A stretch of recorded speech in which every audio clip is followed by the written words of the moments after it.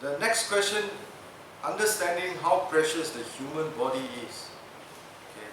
So we should really appreciate this body, because this is the body that all the bodhisattvas, all the Buddhas need to achieve Buddhahood. Without this human body, it's not easy to achieve the Buddhahood or become a bodhisattva. All bodhisattvas, all Buddhas will have this human body before they become a Buddha. Think about that, how precious it is. So we should really make time. We should really have some sacred space to understand the precious human body, so that we know how to make the right choice. We make the right choice.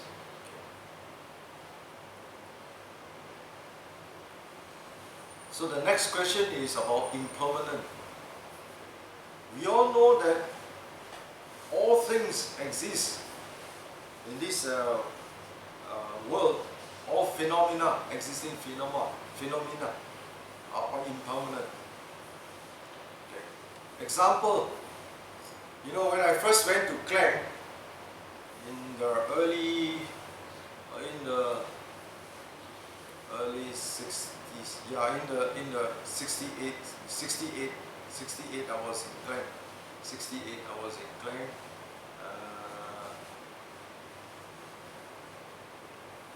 How many of you are any of you from Klang? You all know about Klang? Okay. How many are for Kota Kumani or Shah Alam area? You know that this area was all jungle, palm oil estates. In the 60s, it doesn't exist at all. There was no estate, no housing estate. I used to go to Taman Eng An to hunt for the, musang. Very tasty, their meat.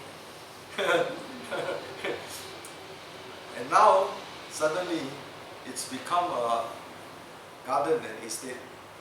Banda Botanic was not there. Bukit Tinggi was not there. They were all estates, palm oil and jungles and all that sort.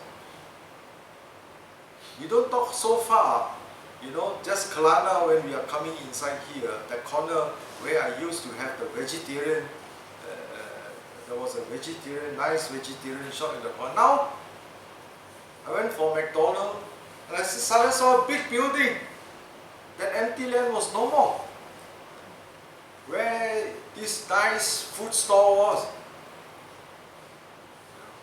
So, whether it's a building, whether it's our own life, how handsome, how pretty you were when you were in your 17, when you were in your 20s, when now in your 30s, going to 40s, then suddenly you decide that we should do a little bit of facelift again. Every morning we must facelift again. Can't help it. It's an impermanent of things. So while we still have the ability to do this facelift, then we must think about transforming our emotions.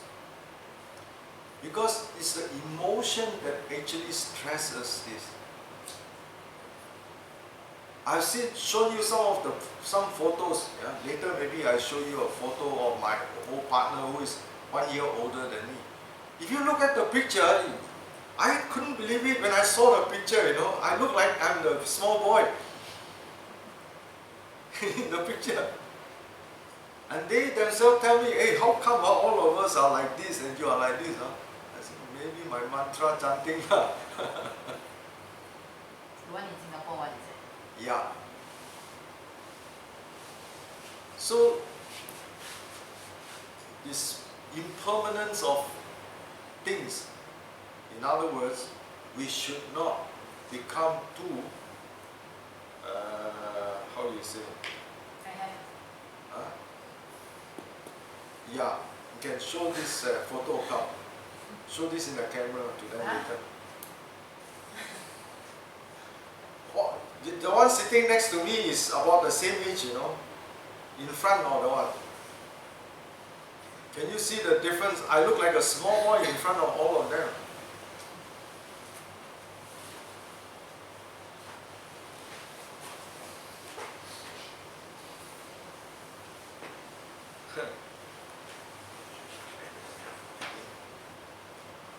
So, yes, so it does. Once you accept things are impermanent, alright? Once you can accept things are impermanent, you then practice, learn to let go.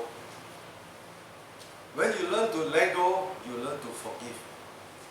When you learn to forgive, unconditional love manifests. The most powerful healing is the unconditional love. Okay? The most powerful healing is unconditional love. Without this unconditional love, when the time comes, when our time comes, you will start to recall all your guilt. And that is the most criteria period. Why is it that people say, how come the Vajrayana practitioners, the minute they know how to practice, they are already practicing how to die? Because that's a fact. That's a fact. Many things can be impermanent, but that is definitely a permanent factor. You cannot run away from it. And because of that, we must be ready. So, you have heard about stories, you know. When a butcher, those days, when they kill the animal, they kill the pigs, they are not in a slaughterhouse. They are like taking the knife, what you call that, the kind of knife, cleaver or something, and you just like that. And then the pig. So when the butcher dies, this is the sound he will hear. And that is the time, oh my God, he wake up again. He can't die. The suffering, the fear. I had a good healer friend, but unfortunately he didn't follow the principles of the healer. He likes to go hunting. When I stop hunting, he still continue hunting. And that time he died, his face was like, he likes to hunt wild boar, because wild boar is very tasty. He used to go and hunt wild boar. And when he passed on, his face was exactly like that. The fear. Many examples I can give you on why we need to do